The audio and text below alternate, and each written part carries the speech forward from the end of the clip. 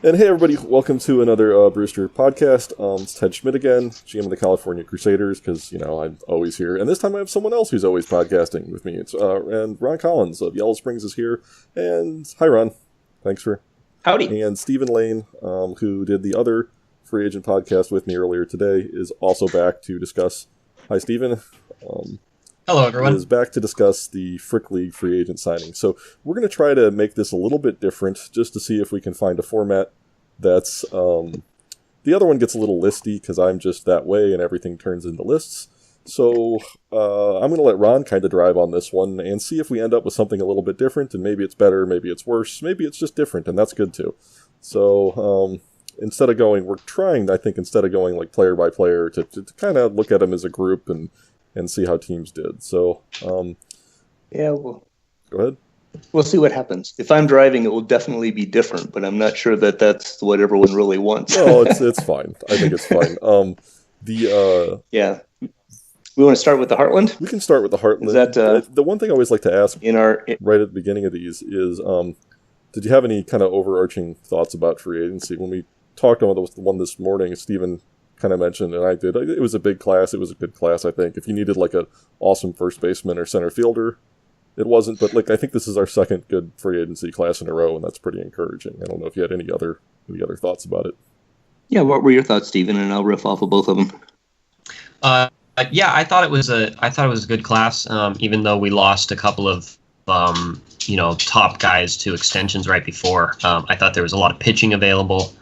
I thought there was some good infield available. A lot of young guys, I think, which we haven't seen. I don't think I mentioned this on the other podcast, actually. But with the development speed we have in this league, I've always kind of wondered, where are all the young guys in free agency? And I think we saw that this year. I think we had a number of 26, 28-year-olds come into free agency, which I think makes for a really good class.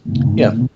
No, I think I ditto all of that. I think at the end of the day, this was, for me, this was a really bad season for me to be blocked personally during the early stages of free agency. I came in the last piece.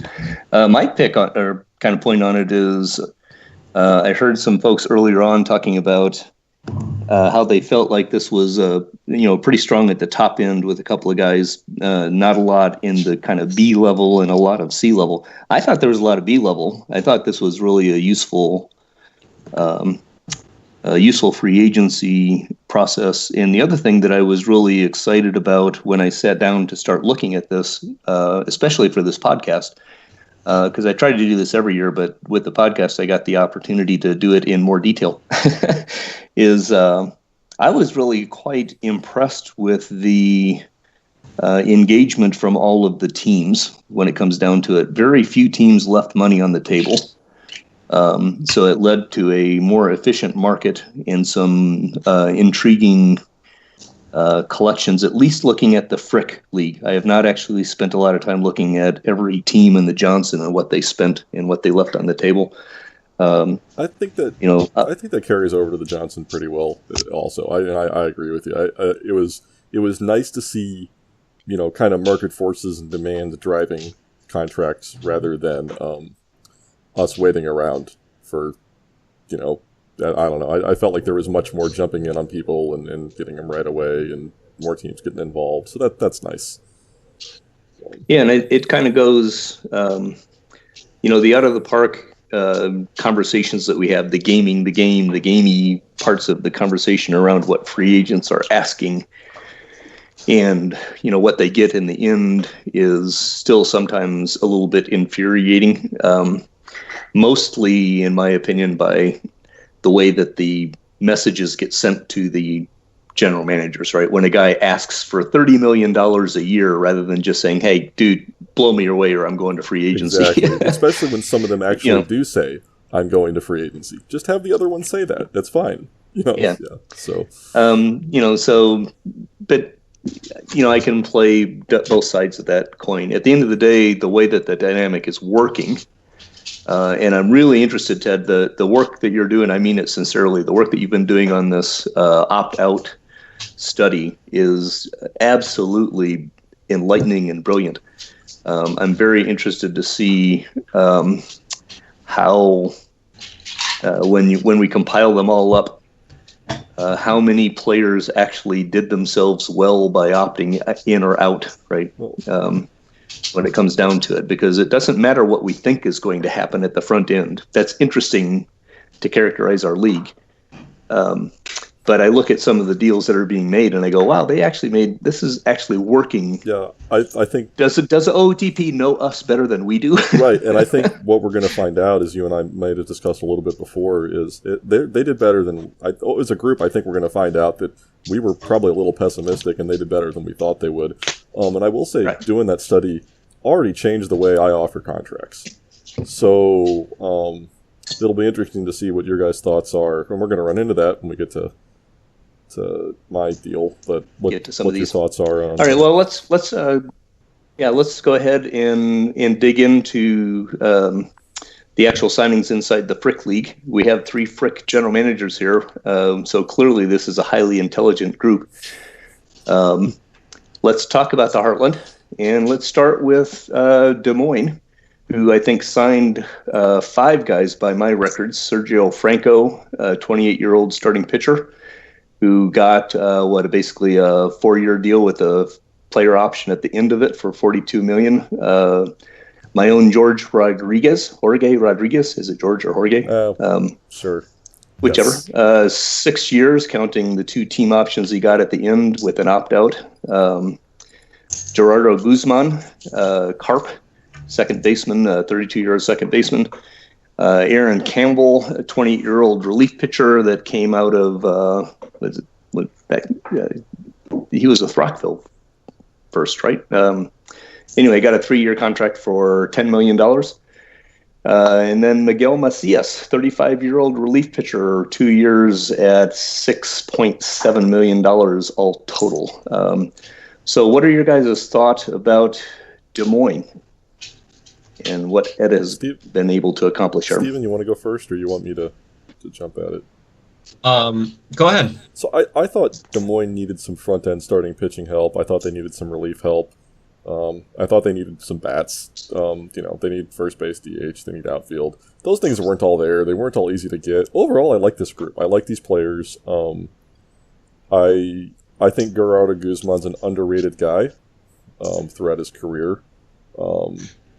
I didn't when I first saw it because it was what he was asking for, and I thought his asking prices were high, and it was going back to, I think I was biased by the whole I thought he shouldn't have opted out discussion, but I thinking about it more, I like Jorge Rodriguez.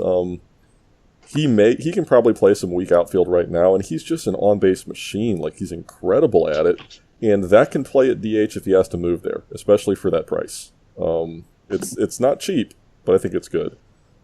Franco, I think, is a good starter. He doesn't always look good. He looks warty, but I think he's a solid starter. I think these are all... I like the players. My impression is every one of these deals is just a little high, is kind of what I thought. Like, the kind of like on the more expensive guys, maybe close to $1 million, and on the relievers, maybe $500,000, $500K too high. Which isn't horrible, but in total, you add all that up, that's one more player, right? So, but it's not egregious and it's not horrible. And I think I like these signings for Ed. Now, I've said that for a few years now for Ed, and it's just not worked out for him. So maybe I don't know a thing.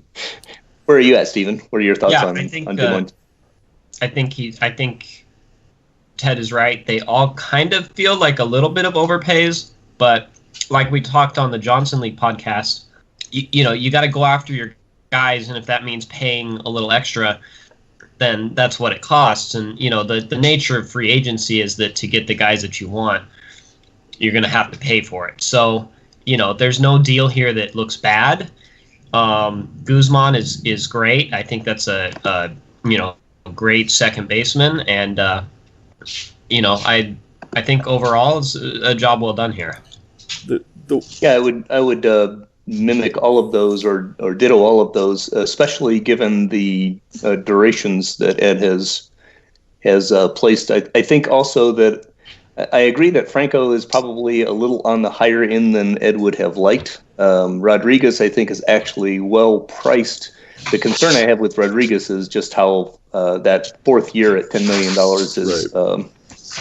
is a little bit of a red flag. But I mean, you're talking about a free agent class that has really only 1 year, one red flag when it comes right down to it. I love Guzman. I actually wanted to acquire Guzman. I was looking for a left-handed hitting second baseman myself, and so I was kind of pissed when I didn't, when Ed beat me out for that.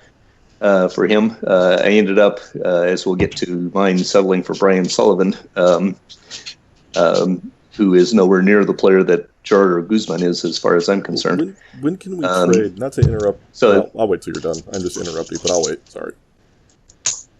Oh, that's okay. And I think Macias and Campbell are probably a little bit pricey, but Ed needed bullpen guys really bad, and those are.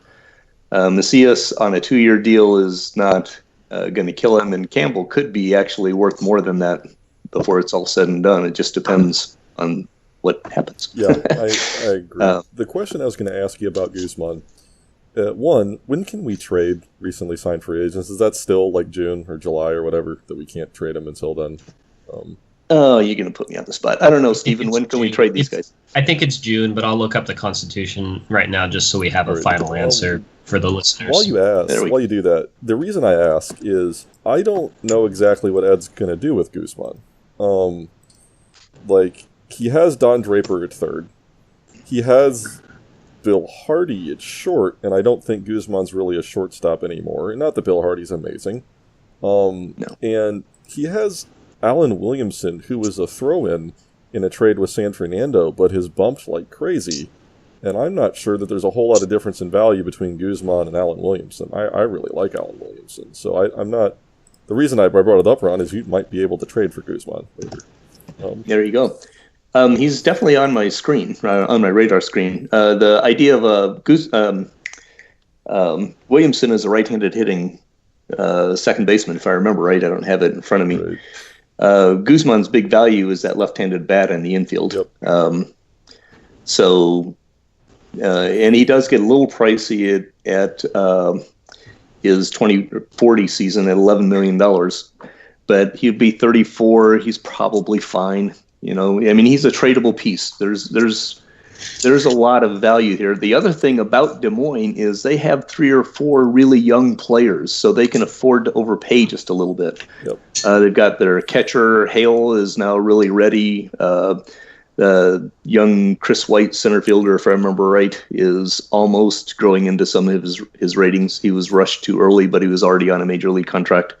And if Long Chamberlain actually does anything, I mean, they've got a couple of young players they can absorb the finances, which I think is a key element when it comes to looking at when you overpay free agents. I agree, and honestly, Ed's looking pretty good. Like, he may, you kind of felt bad for him in the way that he didn't manage to get really. He kind of had some bad luck in the Areola and Moreland years, and I still think he maybe held on to a little bit too long. But my fear was that as that went bad, which it unfortunately did, that he would be stuck in a rut forever, and he might turn this thing around pretty quickly if he can figure out how to get some starting pitching. He's got an offensive core in place, and these are good signings. So and he's got some fair pitchers. Right. Rothbrock's fade has not helped him. No, that's pretty good. But that you mentioned his free agency class the last year or two. He had a couple of guys last year that did not pan out the way that you would hope them to. No, like Gonzaga, unfortunately. You'd think that would have been better, and yeah. At the end of the day, I graded personally. When I sat down and looked at these classes, first off, I gave them the ABC grades, and then I went and I said, "Heck, we're on the 80-20 scale," so I graded them on the 80-20 scale too. So I graded Des Moines a B plus and a 55 to 60 on the scale. That's fine. I didn't do grades, so I'll stick with yours. I did grades for half of the Johnson League, and then it was hey, I really did pretty good this year, and I just stopped doing them. So, how would you think about Des Moines overall, Stephen? Yeah, I think 55 is pretty good. So we've just given Ed his 50th consecutive kiss of death. That's pretty much what just happened. For it. Let's talk about as we Madison. Just quick before we move on to Madison, Oh, from the Constitution, free agents signed to off-season major league contracts may not be traded until June 1st. Okay. There you go. Cool. Thanks. So Madison. Guzman becomes a 9 on June 2nd. How's that? Let's see. Chris, I think, picked up Enrique Gomez, essentially a 3-year deal with player and team option. So $12.5 million a year. Only the first year, 2 years with the player option is guaranteed. And Ramat Subadio, relief pitcher, 26-year-old relief pitcher for $1.1 million for essentially 3 seasons. What are your thoughts on how you view what Madison did? Let's start with Steven this time. I think the Gomez deal is great. I think that's right about perfect for his age and what he's, his performance. He was one of the guys that I was going after in that first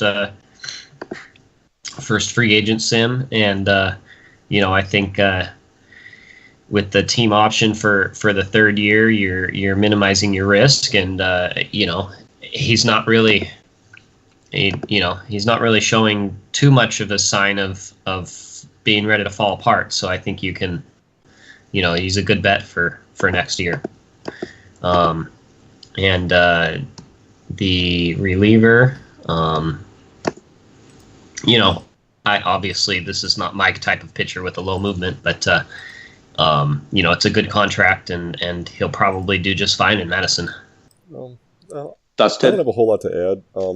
I agree with. I echo the thoughts on the Gomez deal. I thought he was a big risk for a risky contract, and to get him at a fair rate without a whole lot of risk. I don't love that player option next year, but heck, he might opt out.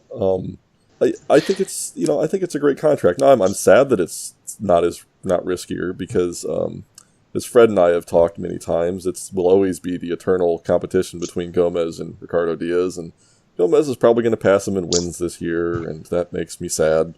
And Gomez's longevity has just been incredible. Oh well, but no, I think it's a great deal. Yeah. And then Subadio, again, I have beaten up Chris about low motion pitchers so many times, so unfairly, and I just can't get excited about guys like him. But it's the deal's fine. Like, it's if he gives him anything for that price, it's a good deal. And I actually kind of wonder, because I thought Chris really needed to find some starters. I think he lost his kind of veteran, I called it a Tyler Simmons light kind of group, just kind of old rickety lefties that got him through a lot of games last year. And he lost a bunch of them. And I kind of wonder if he might be thinking about starting Subadio, which I don't know if that'll work. Yeah, it's definitely an interesting idea. You look at Subadio, he's got 2 years now of being sub-replacement level. And so I agree that the deal is not bad, except for the fact that I can get sub-replacement level for half that price. And so that's an interesting question. What will happen? The future is yet to be seen. The Gomez deal to me is interesting. I really like the first year of it. I think the $12.5 million player option. I mean, he's 38. You just never know. He still knows how to pitch. He's got the 8 movement, 8 control. Last I looked, but his stuff has pretty much fallen off the table. The second year is a little risky for my personal tastes, but as you mentioned, Chris needs people to pitch, and pitching, while there were some pitchers out there, pitching is still really hard to find and really expensive, as I continue to find. Yeah. Personally. No, I agree with you on that. The biggest scare about Enrique Gomez, and this is just more of I think a lot of people know this, but some might not. Sinker ballers are really dangerous for lumping. Because as their velocity goes, when they're sinker lumps, they're movement lumps. And it's actually kind of impressive that Gomez has lost so much velocity and lost I think 2 points on his sinker now, and his movement hasn't budged. But that's the scariest thing. Well, that just means that his sinker was so high to begin with, right? And his movement was incredible. So, do you think the forkball helps with that at all, as they are similar pitches? Or I have no clue. Okay, we'll go with Ron's answer. Of yes. I believe they do. I'm fairly comfortable with the statement that a forkball will help that. Okay. So that probably plays well. The other thing to think about here is that Chris spent up to $107 million, and like with Des Moines, one of Ed's difficulties is his budget is down so low, right? He's got an $87 million budget, or at least before the January change, had an $87 million budget. And Ed did fantastic in my mind all the way up to, he spent up to $83 million payroll. Chris got his payroll up to 107, so he still has a couple million left on the salary cap. The ultimate question is, could he have gotten, if you said he's got $15 million to spend, could he have spent it more effectively? And I think the answer to that is probably no. I think he did a pretty good job with what he had left to spend. Yeah, I think the only thing he could have done is maybe forego Subadio's $1 million, and you go get a $3 million. You put $3 million on one of those relievers that went for that price, like Macias, maybe. Is that better? I don't know. The back to the Subadio starting comment, I forgot that Chris mentioned, and I didn't notice it while he was doing it, but he kind of did like a half cyclone last year, just kind of bullpenned on a lot of days, and Subadio probably is a decent fit for that. So I don't know. He has been, again, below replacement level, so yeah, almost anybody can be used properly and improve their WAR rates right before it's all said and done. So at the end of the day, I personally kind of graded Madison out as a kind of C minus 45, mostly because I worry about Gomez's second year. But that's maybe I've kind of personally downgraded them a little bit on that. What are your guys' thoughts on big picture for Madison?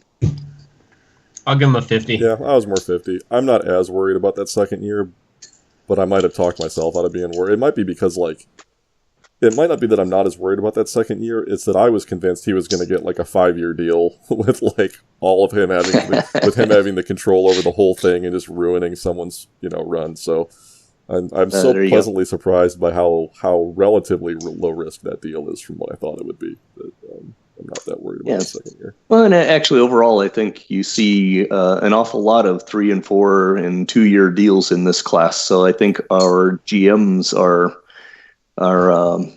using some caution there too. So Chris is always Chris is a fantastic GM before it's all said and done, and I love watching him work. Let's talk about Justin in Omaha, who picked up 3 guys. In Pavel Bure Jr., or is it Burr? I call him Bure. Masahiko Nemoto at $1 million 1-year contract. Bure's contract was essentially 3 years, including a team option, a fairly pricey one. And Max Hatcher was at Jacksonville's all-glove shortstop for $800K for 1 year, and it turns out he's actually got a $2.2 million arbitration year at the end of that. Thoughts on that one, Ted? We'll go to you first on Omaha's package. Kind of meh. It's hard to. I don't think these guys are going to move the needle much, and I don't. It's not that I think they're bad or he could have done better. Omaha didn't have a lot of money, and I thought their starting pitching has so many injuries that I would be looking to remodel that with another front end starter, but they weren't going to do that in free agency. I thought they needed relief depth. Bure could help there, but I just don't like him. I just think he's underperformed. I got to look at his stats a little bit more here while we're talking. Maybe I'm wrong, but he's not my favorite. But again, that contract is fine. I don't care about Masahiko Nemoto at all. I don't know if I think I looked at him, and I'm pretty sure I'm right to not care about him, but that's fine. The Hatcher one, I actually kind of like. He's fine. There's nothing wrong with Max Hatcher. When you have an offense like Omaha's, which does have flaws, but you can put a Max Hatcher in it short, and that's just fine. But it's hard to get excited about this group because they didn't have money to spend, so they couldn't spend a lot of money, so they didn't get a lot of impact. So, okay. It's kind of... Yeah, Steven, what are your thoughts? Yeah, I like the Hatcher signing. That's a good player to have for under $1 million, and still get one more year of arbitration on him. The relievers are fine. But, like Ted said, I don't think that it's anything that's going to move the needle. Pavel is kind of an up and down guy. I had him last year for a little while. I had high hopes for him, but, he's kind of, throughout his career, he's kind of just been up and down. So, who knows what you're going to get out of him. Yeah, I think the interesting thing about the Bure deal to me is I think he's he's a good enough pitcher. I mean, look at his WAR over the last 3 years, and he's going to be slightly above replacement. And for that kind of dollar figure, that's not horrible. The interesting thing there is he almost certainly is not going to take that team option. And so it effectively bumps up his third or second year salary. That contract is structured with $1.4 million and opt out, and I'm sure that Justin is interested in Pavel Bure opting out. But if he doesn't, then he pays him $2 million the next year, and then almost certainly he's going to have to buy out that $5 million third year team option. So effectively, that makes the 2039 salary $3.4 million when you add in the buyout. So that becomes a little pricey. But like Ted said, Justin really didn't have any money. He had $5 or $6 million to spend. He probably could have gotten more for that $5 million. But I really like Hatcher, and Hatcher is Nemoto is if I remember right, he's essentially a no stuff, no control, high movement guy. So maybe you get a few innings out of him. I don't know, but I don't think he's even been in the majors in his career. So. Total blank slate, as far as I can tell. That is true. That's interesting. I didn't notice that, but he was no experience. But 5.85 versus righties, it's not great, but he can throw some innings if he's used properly. Well, the concept of him providing value, if used right, isn't foreign to me. As I've done a bunch of these now, I think. Randy noted this morning, I think this is the 5th year we've done this. You notice patterns on GMs, and the huge team option at the end that you never intend to pick up is a Justin Niles special. That is just like Steven and I are the large, although Steven's are a little bigger than mine sometimes, but the large bonus salaries that have no criteria to meet them. 2 plate appearances, $2 million. Right. That's me and Steven, but Justin Niles is the team options I never intend to pick up. Right, and in the old days, those were a little more directly useful. In these days, when you do that, it effectively bumps up that second year or the year before's salaries. Right. But you pay it out of your budget rather than out of your salary cap, which is useful, right, before it's all said and done still. And since Omaha is now a high budget team, that's a useful process. But the game's I graded. Go it's okay. I graded Omaha out as a 40, mostly because they didn't have much to get. So where would you guys fit them on the 2080 scale? Gut reaction. I think that's fine. Just kind of. I'll give them a 50 because I don't want to penalize for not having money to spend, and I do really like the Lopez or Hatcher? Who was it? Yeah, Hatcher. Yeah, I do like Hatcher. So I could go with either one of those grades. I just when it's all said and done, this won't matter much. Is the real answer. So yeah. Alrighty, let's go to the next team in the Heartland, which is Twin Cities, who has one player, Steve Russell, 39-year-old relief pitcher at $1.75 million. So see if we can spend 15 minutes talking about Steve Russell. Right, this is kind of second verse, same as the first, right? They didn't have a lot of money, and they added a reliever. And I think that's a fair price for Steven Russell. I think he actually has at times been pretty good, including last year.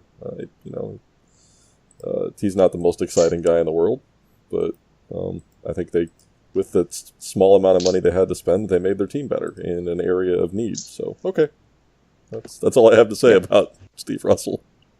Yeah, that's fine. It's a good price. He's 39, but his ratings are intact, and he's a good clubhouse guy. So, I'll take that for $1.75 million.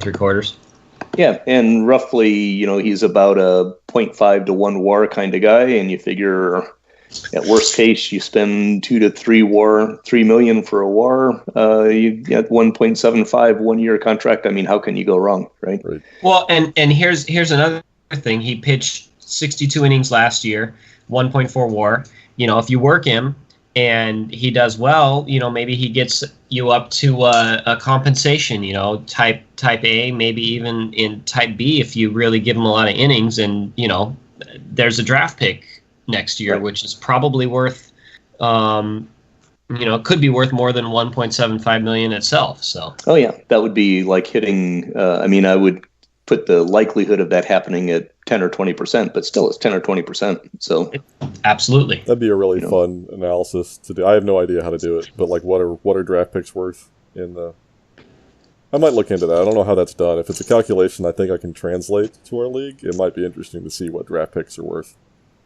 Yeah, it would definitely be very interesting because I know that Major League GMs think about that a lot and actually have some valuations of how they structure contracts and offers based on the idea of what kind of draft pick that player will cost them, right, before it's all said and done. So with that, let's move. Actually, I guess I should do the grading similar to the situation before. I gave Scott, who I think is turning out to be a marvelous general manager before it's all said and done. I gave him just a C because he, like you said, I think he got about as good of a player that he could get with the very limited amount of money.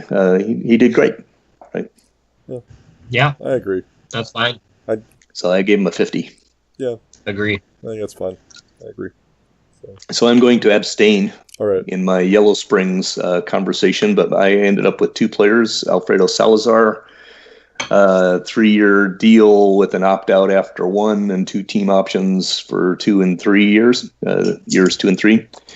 Total of $38 million between the 3 years, and little Brian Sullivan for $3 million and 3.2 as a team option. You guys talk about that. Steven, I've been running my mouth. Why don't you go first here? Okay. I love the Alfredo Salazar signing. If he doesn't opt out, I think that's really great to get him at 12 million. And the option to have him at 12 and then 10 million for the next 2 years. He's a great clubhouse guy. He puts a lot of butts in the seats. He can still pass in a corner outfield spot. And he still hits the crap out of the ball. So, I like that signing. And then we're looking at Brian Sullivan, who Ted, as we said on the Johnson League podcast, here's another former Long Beach surfer.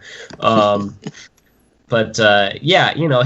he's fine. He didn't hit especially well for me, but at $3 million for a couple of years, option on year 2 for somebody who can pick it at second or third or second or short. I think that's fine. Ron, yeah, I more or less agree with that. Ron, I'm guessing your plan is to slate Sullivan in at second and then move McNeil back to first.